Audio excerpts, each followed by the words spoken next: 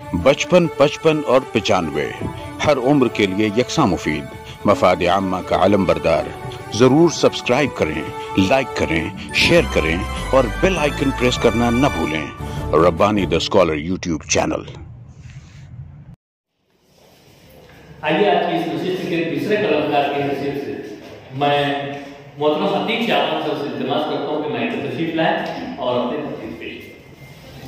जो कहानी पेश करने जा रहा हूँ सवालात नहीं बल्कि तर्जुमा है। मराठी जबान से एक कहानी का तर्जुमा यहाँ पेश किया जा रहा है। इसका अनुमान उसमें जो जी.ए. कुलकर्णी ने लिखा है एक सबक, उसका नाम चैत्र, जो हिंदुओं का एक जश्न होता है, त्यौहार होता है। मैंने यहाँ पर हसद नाम से जो है इसका तर्जुमा किया है। हिंदू नया साल के शुरू होते ही घर घर हल्दी कुमकुम का जश्न शुरू हो चुका था। चैत्र महीने में हल्दी कुमकुम के शुरू होते ही रखमा को अपने सर पर दुपट्टा रखने की फुर्सत ही न मिलती थी, क्योंकि गांव की 5-7 गलियों में घर घर जाकर न्योता देना उसी का काम था। आज है हल्दी कुमकुम कचेरी के पास देशपांडे के यहाँ, आज है हल्दी कुमकुम नदी के किनारे हीरे के यहाँ। ऐसी एक तवील फरिश्ते लेकर किसी मंदिर की तरह रटते बड़बड़ाते गलियों से गुजर जाती थी। रखमा के जरिए न्योता मिलते ही गांव की तमाम सुहागन औरतें अपनी रेशमी या पैठनी साड़ियों को हल्की हल्की धूप में डाल लेती, ताकि महीनों रखी हुई साड़ियों से मखसूस किस्म की बू निकल जाए। जतन से रखे हुए सोने के कंगन सुनार के पास जाकर पालिश करवा लाती और अपनी नथ को भी पहनने के लिए दुरुस्त कर लेती। माँ के साथ पूरे गांव में घूमने फिरने को मिल जाता, इसलिए राजू माँ के साथ जश्न में शिरकत करने के लिए जरूर जाता। इसके अलावा यही वो दिन होता कि माँ एक साथ साफ सुथरी निराली साड़ी में मलबूस होती और कीमती जेवरात से सजी सजाई दिखाई देती। इसी दिन वो अमीर औरतों की तरह नजर आती। इसी हफ्ते में मंगल के रोज रखमा एक तवील लिस्ट लिए राजू के यहाँ हाजिर हुई और नाइक के यहाँ हल्दी कुमकुम के जश्न में शिरकत का न्योता दिया। न्योता मिलते ही माँ की दौड़ भाग शुरू हो गई। 4 बजे के आसपास गली की बहुत सारी औरतें जमा हो गईं। माँ भी बिल्कुल तैयार थी। औरतों के इस मजमे में 2-4 बच्चों को देखकर राजू को कुछ इत्मीनान हुआ। बकिया औरतों को जमा होते होते 6 बज चुके थे। नाइक परिवार का हल्दी कुमकुम पूरे गांव में मशहूर था। यहाँ छोटे बच्चों को भी कैरी का शरबत पीने को मिलता। राजू इसलिए भी खुश था कि आज उसे जी भर का शरबत पीने को मिलेगा। नाइक लोगों का एक बहुत बड़ा घर था। घर के बीच में एक बड़ा सा दालान था। दालान के तीनों जानिब कमरे बने हुए थे। सदर दरवाजे के सामने वाला कमरा दूसरे कमरों के मुकाबले में बड़ा और कुशादा था, जो बहुत ही सलीके से सजाया गया था। फर्श पर बड़े बड़े फूलों वाला गालीचा था। फर्श पर बड़े बड़े फूलों वाला गालीचा बिछा हुआ था। दीवारों पर जगमग करते 50 बल्ब रोशन थे। छत पर मुख्तलिफ रंगों के झूमर लटक रहे थे। ऐसी सजावट गांव में किसी और जगह दिखाई नहीं देती थी। राजू अपनी माँ और दूसरी औरतों के साथ अंदर दाखिल हुआ। शाम का काफी वक्त गुजर चुका था, इसलिए माँ को अपने घर जाने की फिक्र लगी हुई थी। लेकिन राजू चाहता था कि वो वहां आखिर तक रुके और इस जश्न से अच्छी तरह लुत्फअंदोज होता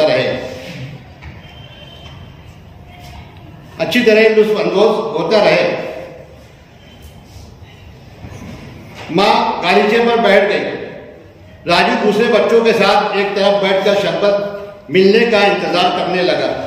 घर की मालकिन नाइक बाई एक बड़ी सी नथ लटकाए सोने के कंगन हाथों में डाले गोरे गोरे हाथों को हिलाते हुए आई और कुछ औरतों को हल्दी कुमकुम देने के लिए कहने लगी। पैठनी साड़ी में मलबूस उसकी सास नाइक काकू सामने कुर्सी पर बैठकर खामोशी से सब कुछ देख रही थी। राजू की मां ने कुछ देर इंतजार किया, लेकिन उसकी तरफ किसी का ध्यान नहीं था। उसके बाद आई हुई तमाम खातिन को हल्दी कुमकुम दिया जा रहा था, बच्चों को शरबत भी दिया जा रहा था, लेकिन राजू की मां को देखते हुए भी नाइक बाई नजरअंदाज कर रही थी। मुझे भी दो ना हल्दी कुमकुम, बहुत देर हो चुकी है, मुझे भी घर जाना है। आखिर राजू की मां ने शर्माते हुए लजाते हुए कहा। सोने के दोनों हाथों को हिलाते हुए नाइक बाई आई और नथ के दानेदार मोतियों के दरमियान से बोली, तुमको इससे पहले एक मर्तबा दिया जा चुका है ना, हल्दी कुमकुम सबके लिए है, एक मुट्ठी चने के लिए ये लोग बार बार कैसे चले आते हैं हमारे घर। माँ उसका चेहरा देखते ही रह गई, वो शर्म से सुर्ख हो गई। मैं इससे पहले नहीं आई हूं, एक मुट्ठी चने का सवाल नहीं है, आप नेक शुगुन के तौर पर एक दो दाने ही मेरे दामन में डाल दें। राजू की माँ ने आहिस्ता से कहा। नाइक काकू जो सब कुछ देख रही थी कुर्सी पर से उठी। उसे बहू का ये रवैया बिल्कुल पसंद नहीं आया। राजू की मां पर उसे बहुत रहम आया और उसने बहू से कहा, अरे इसे भी दो ना हल्दी कुमकुम, सिर्फ एक मुट्ठी चने के लिए कौन आएगा हमारे घर। छी मुझे ये बिल्कुल पसंद नहीं। तुम्हें क्या मालूम कैसी कैसी औरतें चली आती हैं हमारे घर। अपना मुंह दूसरी तरफ फेरते हुए उसने कहा। उसके बालों में सोने का एक बड़ा सा फूल लगा हुआ था। माँ खामोशी से उठी और शिव पार्वती के देवल पर गई और एक डब्बे में रखे हुए हल्दी कुमकुम देवी पर छिड़क कर खुद ही अपने माथे पर लगाकर देवी को नमस्कार किया। फिर अपनी थैली उठाई और राजू का हाथ पकड़कर बाहर आ गई। राजू जो सारा मामला देख रहा था रोने के लिए बेताब था, लेकिन उसकी आवाज अलग से बाहर नहीं निकल रही थी। आहिस्ता आहिस्ता वो कह रहा था, अगर मैं खुद ही सब्र कर लेता तो माँ यहाँ क्यों कर आती। आखिरकार माँ ने ही उसे कहा, इसमें तेरी कोई गलती नहीं है, तो चुप रहे, यहाँ की कोई बात घर पर किसी को मत बताना। रात भर चने थैली में ही पड़े रहे। राजू के पिता को उसने नाश्ता भी न दिया। सुबह को बर्तन धोने के लिए नौकरानी आई तो सारे हरभरे उठाकर उसी को दे दिए। जुमेरात की सुबह राजू के वालिद बाहर जाने के लिए तैयार ही थे कि इतने में राजू की माँ उनके पास आई। अपना एक सोने का हार, एक जोड़ कर्णफूल और राजू की अंगूठी उनको देते हुए कहा, इन तमाम चीजों को फरोख्त करके पैसे लाने हैं। उन्होंने तमाम चीजें जेब में रख ली और कुछ कहा नहीं, मगर उन्होंने कुछ नहीं कहा। माँ ने फिर कहा, पैसे किस लिए चाहिए, ऐसा तुमने पूछा ही नहीं। वालिद ने कहा, मैं क्यों कर पूछूं, कोई जरूरत मैं क्यों कर पूछूं, कोई जरूरत आ गई होगी इसलिए ज़रूरत फरोख्त करवा रही हो। आज तक मैंने किसी चीज के बारे में पूछताछ भी नहीं की, कभी नहीं की। माँ ने कहा, कल मैं हल्दी कुमकुम करने जा रही हूँ, मगर इस बार सिर्फ गली की औरतों को नहीं बुलवाऊंगी, बल्कि मैं गांव हल्दी कुमकुम करने वाली हूँ। इसलिए वापसी पर इतने सामान लेते आना। एक बड़ी सी यादी उन्हें देते हुए माँ ने कहा। जुमा को सुबह सवेरे से हल्दी कुमकुम के जश्न की तैयारी शुरू हो गई। राजू के वालिद श्रीखंड वकील के घर से एक बड़ा सा गालीचा, सरस्वती मिठाई वाले के यहाँ से शरबत बनाने के लिए कलईदार पीतल का ड्रम ले आए। नरसू मामा ने एक रोज की छुट्टी ले ली और शाम तक रंग बिरंगी रंगोली की तस्वीरें बनाते रहे। वो बैठने के लिए 2 तख्त और चांदी की 2 थालियां भी ले आए। आखिर में एक ग्रामोफोन भी लाकर रख दिया। अब हल्दी कुमकुम के जश्न की बेहतरीन तैयारी हो चुकी थी। रखमा एक बार फिर तमाम घरों पर जाकर न्योता दे आई। अब औरतों की भीड़ शुरू हो गई।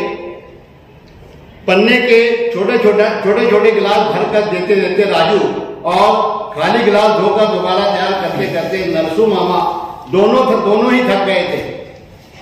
माँ आज अपनी पैठनी साड़ी में मलबूस थी और उसकी नथ बारीक मोतियों के दाने में माँ को खूब सज रही थी। शाम 7:30 बजे भीड़ कम होने लगी। माँ की नजरें मुसलसल दरवाजे की तरफ टिकी हुई थी। वो रखमा से बार बार पूछती जा रही थी, नाइक लोगों के यहाँ न्योता गया है ना। रखमा हर बार यही कहती, अरे भाई अब मैं तुझे क्या बताऊं। जाते हुए एक बार और वापसी पर जो है एक बार, इस तरह मैं 2 बार बोलकर आई हूँ। अब माँ का चेहरा बिल्कुल उदास नजर आ रहा था। वो थकी थकी दिखाई दे रही थी। चेहरे पर उदासी और मायूसी के आसार नुमाया थे। उसी वक्त दरवाजे पर एक तांगा आकर रुका। उम्दा और कीमती साड़ी में लिपटी हुई नाइक काकू तांगे पर से उतरी और अंदर आ गई। लेकिन माँ का ध्यान अभी भी दरवाजे की तरफ ही लगा हुआ था। चंद ही लम्हों बाद नाइक बाई को आते हुए देखा तो माँ का चेहरा खुशी से खिल उठा। आंखें साफ शफाफ आईने की तरह चमकने लगी। वो दौड़कर अंदर गई और 2 रंगीन तख्त ले आए। उनके इर्द गिर्द रंगोली बनाई। उन्हें तख्त पर बैठने के लिए कहा।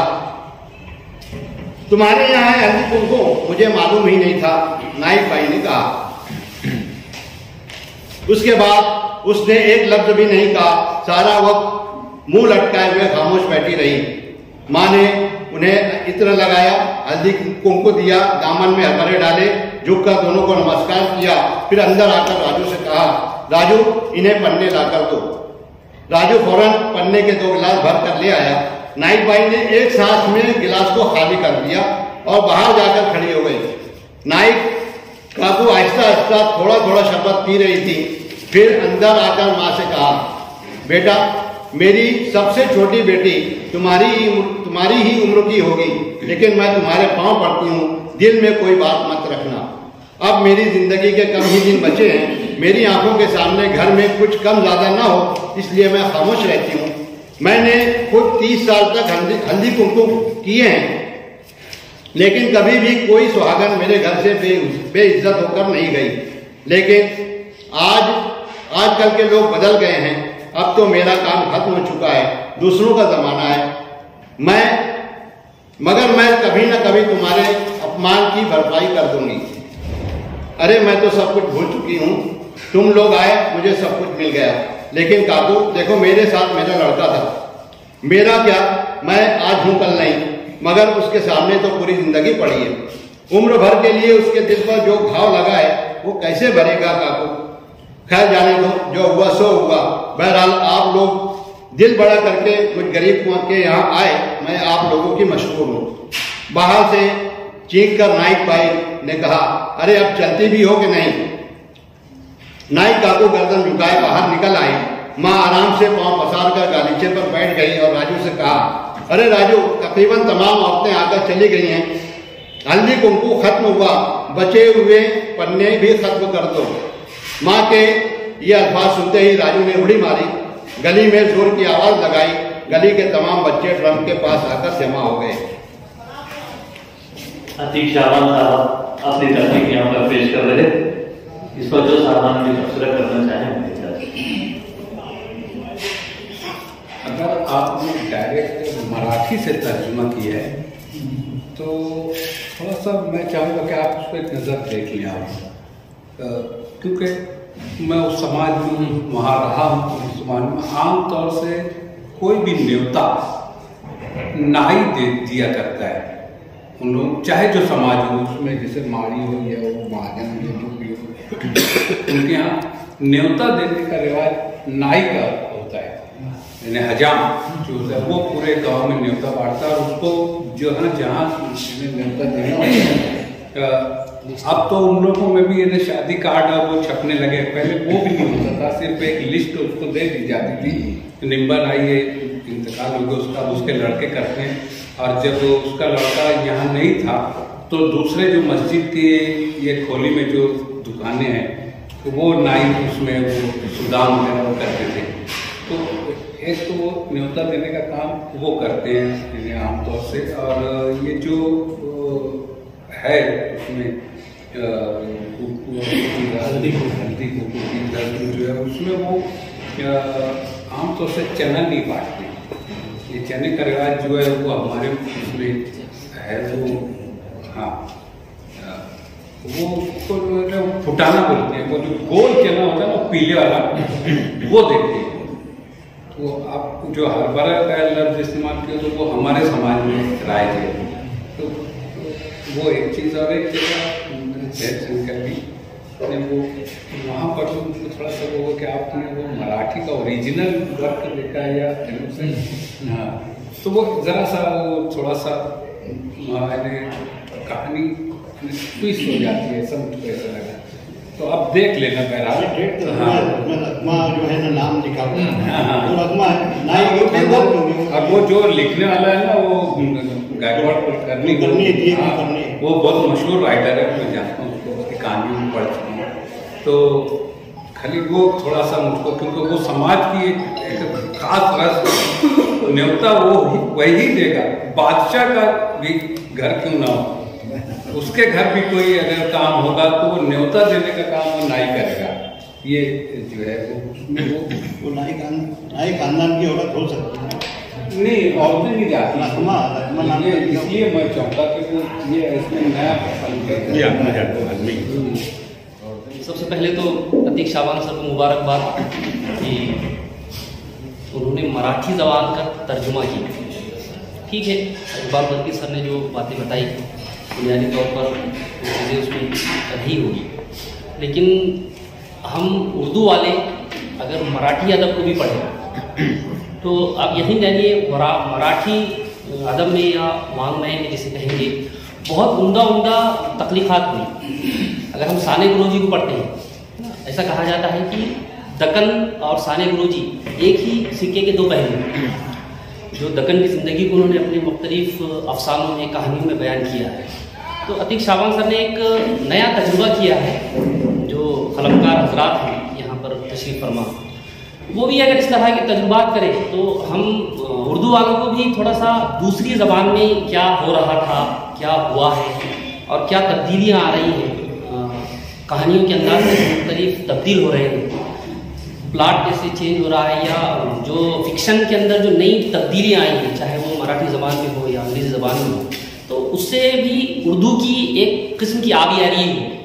तो बहरहाल उनके इस खुश आइंदा कदम को मुबारकबाद देता हूँ और उम्मीद करता हूँ कि इसी तरह से और भी ज़बान के तर्जुमे कहिए या दूसरी ज़बान की जो तख्लीक़ात है उसके ज़रिए जो है तो उर्दू की इस तरह से आबियारी होती है।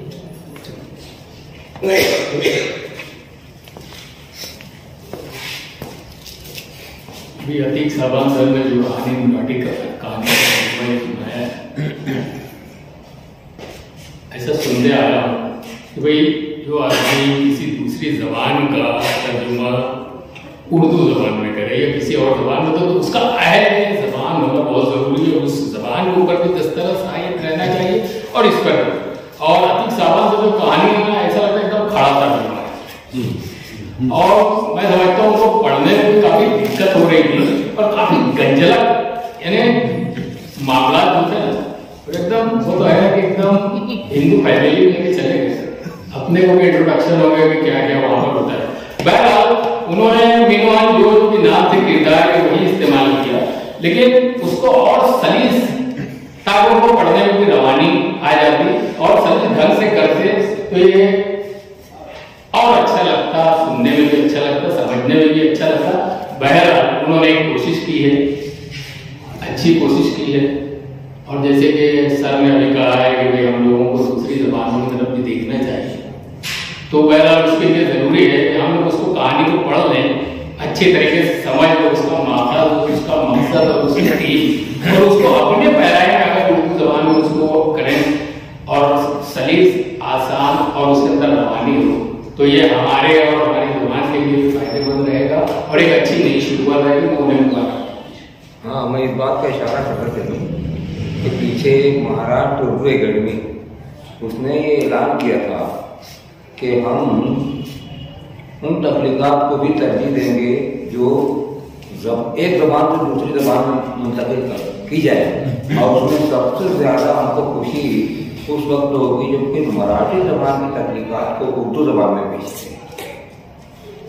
और इस मामले में के बेहतरीन तख्लीक़ात जो होती हैं उनको अपने बच्चों को या अपने आवाम को इस्तेफादा हो उसका, इसमें सबसे ज़्यादा आगे मगरिब है। वो लोग जब देखते हैं कि कोई अच्छी चीज़ आई है कहीं पर, तो बराबर वो लोग उसका तर्जुमा करते हैं, इसमें सबसे आगे वो लोग हैं। हम लोग जो है अपने दूसरी ज़बानों की जो तख्लीक़ात है उस तरफ ताकते नहीं हैं।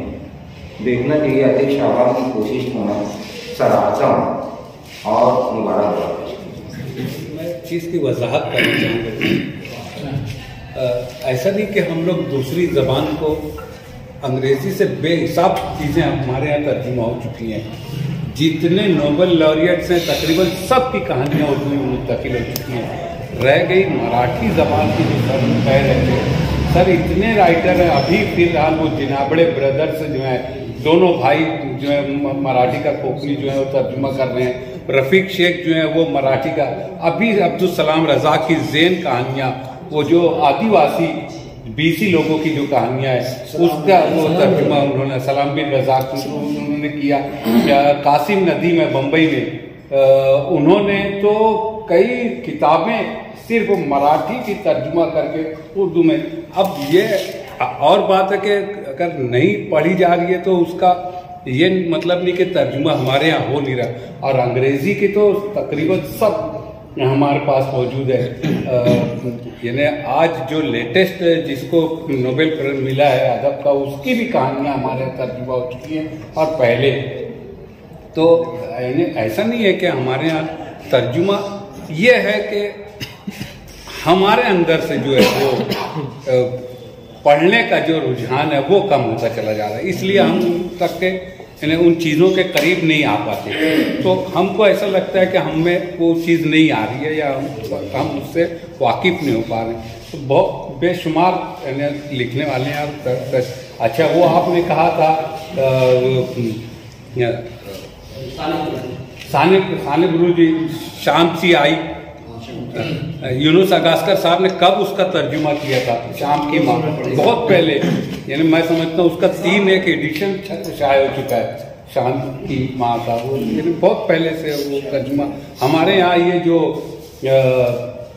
है वो गांवकारी का जो एडिटर था, नहीं, अरे वो मुस्लिम मुजफ्फर शेख, उसने कई कहानियों का तर्जुमा किया है। ये तो हो रहा है, सब चीजें हो रही है, जबानों का लेन देन जारी है।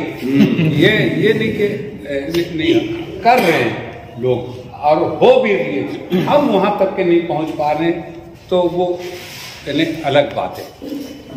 सामान सर ने जो यहाँ पर कहानी पेश की, उसकी मुबारकबाद पेश करते हुए अगले कलाकार की तरफ हम लोग बढ़ते हैं। अगले कलाकार की हैसियत से मैं यहाँ पर मधु करना चाहूँगा मोहतरम मोहम्मद आरिफ हुसैन सर को, यहाँ पर तशरीफ लाए और अपनी तकलीफ पेश करें। बचपन, 55 और 95 हर उम्र के लिए यकसा मुफीद, मफाद आम्मा का आलम बरदार। जरूर सब्सक्राइब करें, लाइक करें, शेयर करें और बेल आइकन प्रेस करना न भूलें। Rabbani the scholar YouTube channel. Rabbani the scholar YouTube channel इल्मी, अदबी, दीनी, मिल्ली, समाजी, सकाफती, तहजीबी, फलाही, तिब्बी, फ़न्नी, माशी, तिजारती, माशरती, इंतज़ामी, इनकलाबी, तहरीकी, तहकीकी, तकनीकी, तफ्तीशी, तामीरी, तालीमी व मालूमाती यूट्यूब चैनल। ज़रूर सब्सक्राइब करें, लाइक करें, शेयर करें और बेल आइकन प्रेस करें। Rabbani the scholar YouTube channel.